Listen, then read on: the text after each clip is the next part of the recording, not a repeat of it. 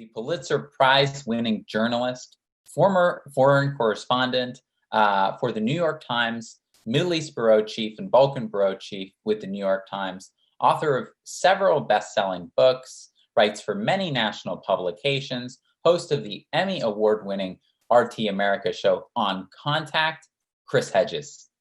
Thanks, Nick, and thanks for letting me speak with such impressive people, some of whom I know and most of whom I know about.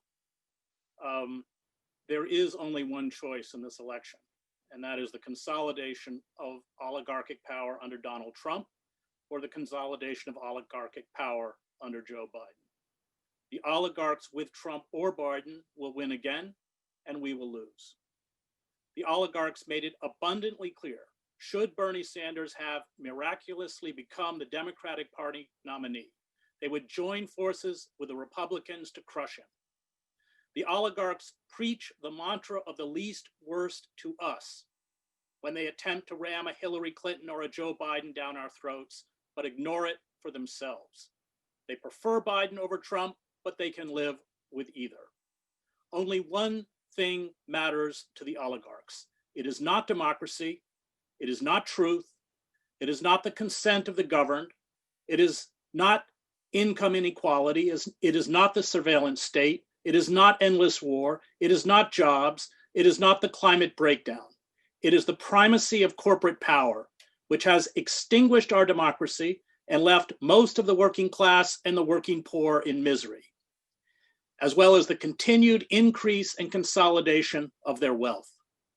It is impossible to work within the system to shatter the hegemony of oligarchic power or institute meaningful reform. Change, real change, will only come by sustained acts of mass civil disobedience and mobilization, as with the Yellow Vest movement in France and the British-based Extinction Rebellion. The longer we are fooled by the electoral burlesque, the more disempowered we will become. Dr. Cornel West and I were on the streets with protesters in Philadelphia outside the appropriately named Wells Fargo Center during the 2016 Democratic Convention, when hundreds of courageous Sanders delegates walked out of the hall. "Show me what democracy looks like," they chanted, holding Bernie signs above their heads as they poured out of the exits. "This is what democracy looks like." Sanders' greatest tactical mistake was not joining them. He bowed in fear before the mighty altar of the corporate state. He had desperately tried to stave off a revolt by his supporters and delegates on the eve of the convention by sending out repeated messages in his name, most of them authored by members of the Clinton campaign, to be respectful, not disrupt the nominating process, and support Clinton. Sanders was a dutiful sheepdog then and is a dutiful sheepdog now, attempting to herd his disgruntled supporters into the embrace of the Clinton and now Biden campaign. Sanders apparently believed that if he was obsequious enough to the Democratic Party elite, they would give him a chance in 2020, a chance they denied him in 2016. Politics, I suspect he would argue, is about compromise and the practical, and this is true. But playing politics in a system that is not democratic is about being complicit in the charade. Sanders misread the Democratic Party leadership, swamp creatures of the corporate state. He misread the Democratic Party itself, which is a corporate mirage. Its base can, at best, select pre-approved candidates and act as props at rallies and in choreographed party conventions. The Democratic Party voters have zero influence on party politics or party policies. Sanders' naivete and perhaps his lack of political courage drove away many of his most committed young supporters. They are right, he is wrong. We need to overthrow the system, not placate it. Trump and Biden are each repugnant figures, doddering into old age with cognitive lapses and no moral core. Is Trump more dangerous than Biden? Yes. Is Trump more inept and more dishonest? Yes. Is Trump more of a threat to the open society? Yes. But is Biden the solution? No. Biden represents the nostalgia of the ruling elite for the old neoliberal order. He personifies the betrayal by the Democratic Party of working men and women, that spark the deep hatred of the ruling elites across the political spectrum. He is a gift to demagogues and con artists like Trump. A Biden presidency will ensure that far more competent demagogues will rise to take power. Biden cannot plausibly offer change. He can only offer more of the same, and most Americans do not want more of the same. The country's largest voting bloc, the 100 million plus citizens who out of apathy or disgust do not vote, will once again stay home. This demoralization of the electorate is by design. In America, you are only allowed to vote against what you hate. But by voting for Biden, you do vote for something. You vote for the humiliation of courageous women, such as Anita Hill, who confronted their abusers. You vote for the architects of the endless wars in the Middle East. You vote for the apartheid state in Israel. You vote for wholesale surveillance of the public by government intelligence agencies and the abolition of due process and habeas corpus. You vote for austerity programs, including the destruction of welfare and cuts to Social Security. You vote for NAFTA, free trade deals, deindustrialization, a decline in wages, the loss of hundreds of thousands of manufacturing jobs, and the offshoring of jobs to underpaid workers who toil in sweatshops in Mexico, China, or Vietnam. You vote for the assault on public education and the transfer of federal funds to for-profit and Christian charter schools. You vote for the doubling of our prison population, the tripling and quadrupling of sentences, and huge expansion of crimes meriting the death penalty. You vote for militarized police who gun down poor people of color with impunity. You vote against the Green New Deal and immigration reform. You vote for limiting a woman's right to abortion and reproductive rights. You vote for a segregated public school system in which the wealthy receive educational opportunities and poor people are denied a chance. You vote for punitive levels of student debt and the inability to free yourself of debt obligations through bankruptcy. You vote for deregulating the banking industry and the abolition of Glass-Steagall.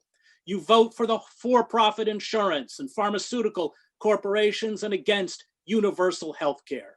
You vote for bloated defense budgets. You vote for the use of unlimited oligarchic and corporate money to buy our elections. You vote for a politician who during his time in the Senate abjectly served the interests of MBNA, the largest independent credit card company headquartered in Delaware, which also employed Biden's son, Hunter.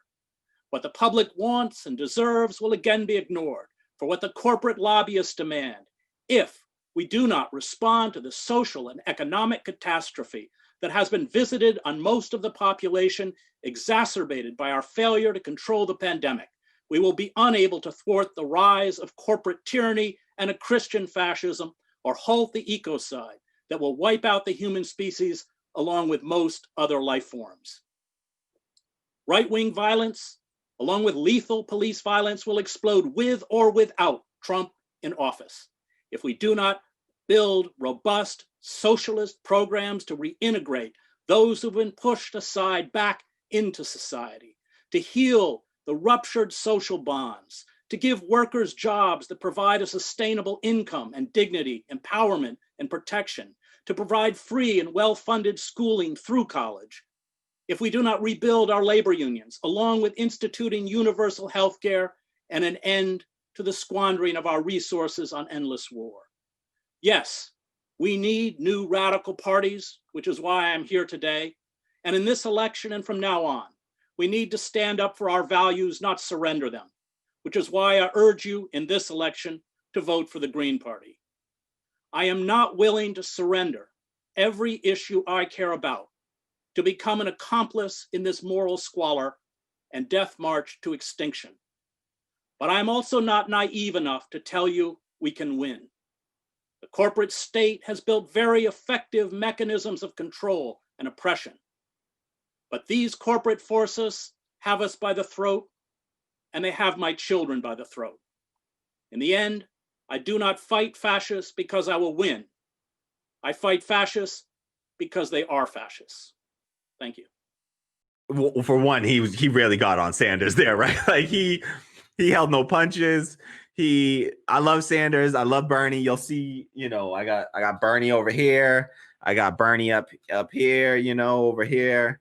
And so I love Bernie. I was all about I was a Bernie 2020 volunteer for his campaign. I drove up to New Hampshire from Massachusetts to go and campaign. I knocked on doors, Tammy and I, another one of our community members and, part of my family, Dave. Also, we went up, we traveled up, multiple times, went up, knocked on doors, went to rallies.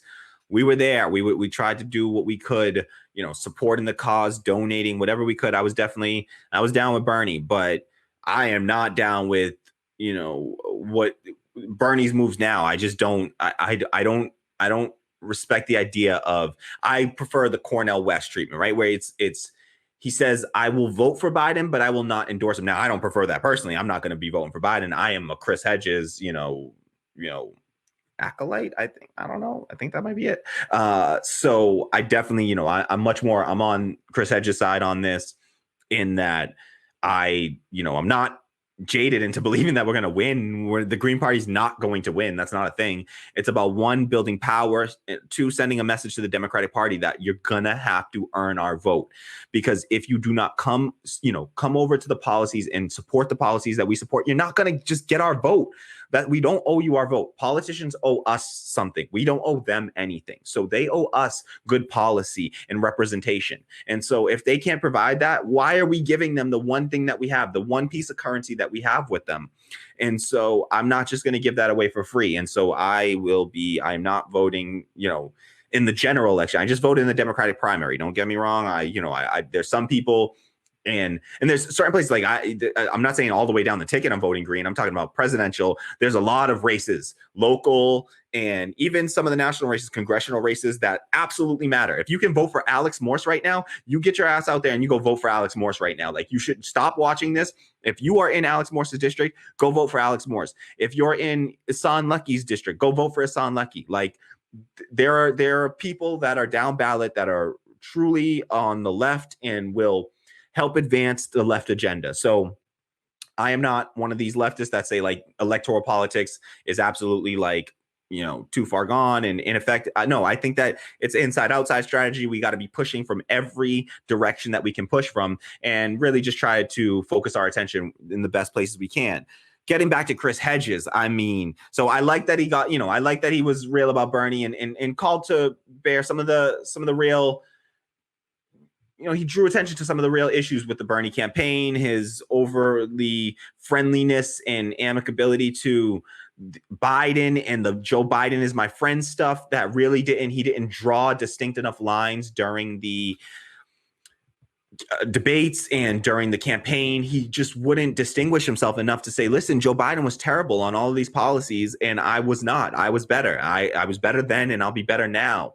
And so he just didn't do that. And the thing that was just, again, keeping in mind and comparing this convention to the DNC and the RNC, within, I would say, I think it was about 90 seconds, Chris Hedges rattled off more policies and more policy positions than I have heard discussed by a Democrat, not counting Bernie, heard discussed by all the other Democrats combined for the entirety of the 2020 campaign. Like, I have not heard.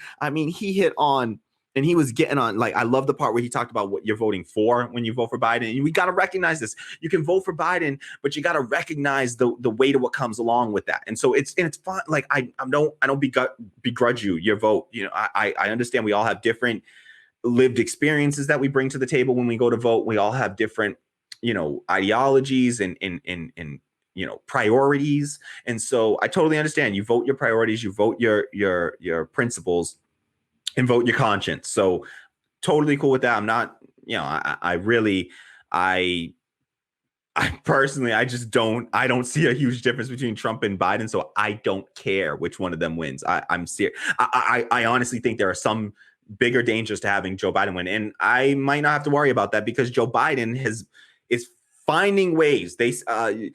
I know a lot of leftists don't like Cenk Uygur, but Cenk used to say this phrase that I like, that he would say, like, Democrats are so good at snatching defeat from the jaws of victory. It's like they will just find a way to lose. And I mean, I posted, I called this, if Joe Biden loses, I mean, I will be, it will just be like, what else do we need to see at that point to recognize that the Democratic Party is an absolute abject failure? If they cannot beat this awful, just corrupt, moronic, just incompetent, just jackass Donald Trump, like, if you can't beat him, then I don't know what else people need to see that you're a failure. If you can't beat that idiot, then you're a failed party. If you can't beat Donald Trump in the middle of a global pandemic that he absolutely botched, and with hundreds of thousands of Americans dead,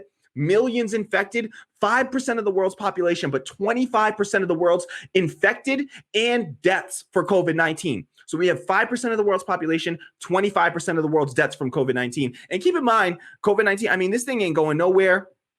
And there have already been cases now, scientists have confirmed new cases of people who have been reinfected after already having the virus, which means that our bodies don't just naturally build an immunity to this. So until we have a vaccine, which could take years to get to, we are going to be living in a dystopia likely. So people need to brace themselves for that, one, because everyone just keeps talking about like it being right around the corner where this thing is going to end. But we're in the midst of this.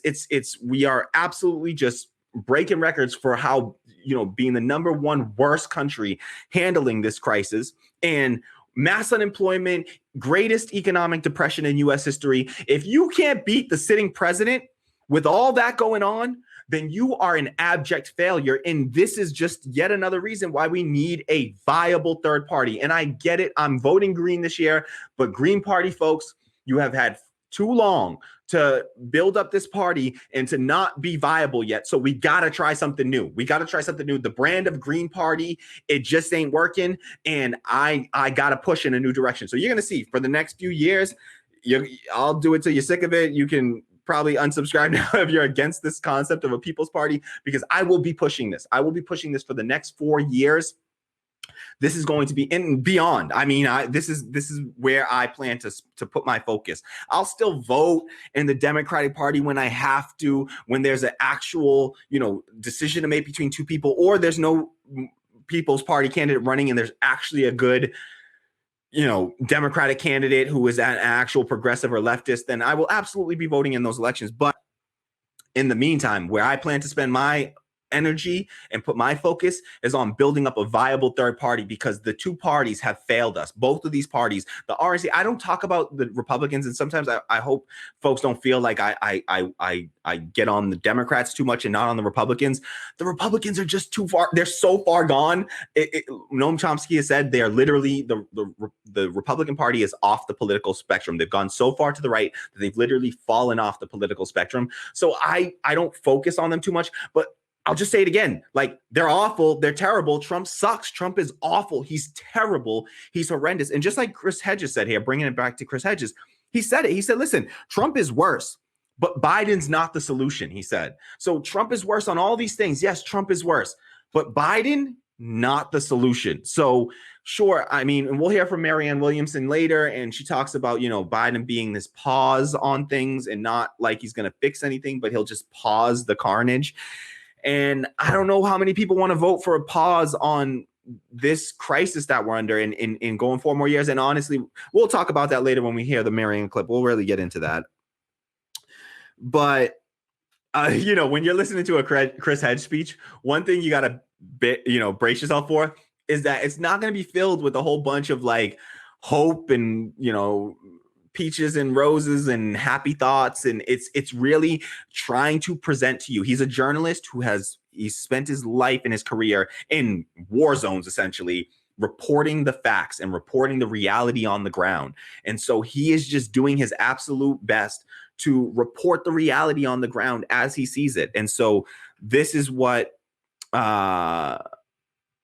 this is where I appreciate someone giving the analysis of like, listen, he just has a fair analysis of the reality on the ground for the masses of people, and he actually gets it, and he's in touch with that. And so I love the part where he talked about what you vote for when you vote for Biden. I mentioned that already, but like he called out like all of Biden's terrible policy positions, and we could I want to do a whole video on it. I hope I will before the general. You know, we can talk about Trump's, but like I care more about the Democratic Party because it's the one that I had to operate within, and it's my party technically, you know, not really anymore, but it's the party that I've been within for so long. So I think that, yeah, he talked about NAFTA, trade wars, you know, the trade deals, you know, bad trade deals, NAFTA, TPP that Biden supported, the endless wars, the student loan debt that he created, and then he, you know, prevented you from even discharging student loan debt. I left school with like 75,000. I'm up to like 80,000. It's been like 5 years since I left school. So that just tells you about student loan debt and how that works. But you know, the prison population, the militarized police, how he's against the Green New Deal, deregulating banks. He's for deregulating banks, for, you know, the for-profit insurance, and that you're voting for all of that when you vote for Biden. And you just got to take that into account and not pretend like that's not a part of the reality. If you are voting for Biden, I appreciate the analysis like a Cornel West who says, listen, I recognize all this stuff and I'm still voting for him because Donald Trump is just a neo-fascist and he's so much worse. So I totally understand that perspective. I respect your perspective. I don't agree with your perspective, but I respect it for sure. And so I hope that you can, you know, provide me with that same respect for my position and just try to do some work of understanding where each other are coming from, because we're all of the left or on the left, and we got to do better too. One of the focuses that I want to have on this channel, and it's something that I need to work on, that I'm constantly working on, is trying to build a more unified left. And that was something that Michael Brooks, one of my, you know, somebody that I really respected a lot and you know, looked up to in a way. I try not to idolize anyone, but definitely had immense respect for Michael Brooks.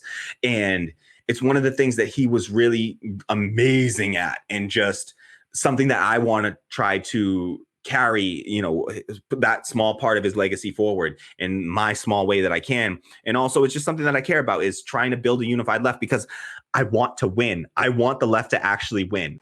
Thanks for watching Radical Democracy Podcast. I'm your host, Kahmali Rose. Please like and share this video, subscribe to the channel, and if it doesn't bother you, hit that bell below to receive notifications whenever we go live or launch a new video.